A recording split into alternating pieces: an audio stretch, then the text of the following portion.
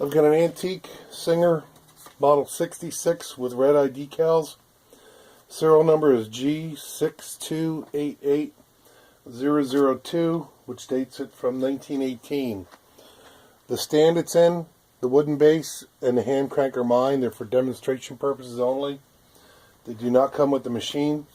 It's a treadle machine. Can be mounted in a treadle cabinet or a carry case. And there's a boss on the back which allows you to either mount a hand crank or a motor. And basically I'm just going to show you how well it stitches. I've got 6 layers of denim that were already stitched once for a photo used in the ad.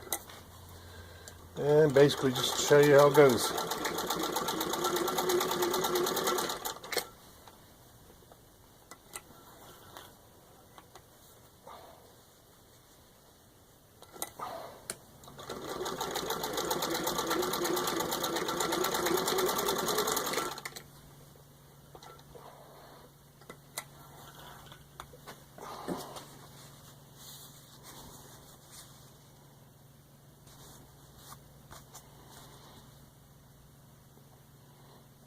And there you can see it's got equal stitch on both sides.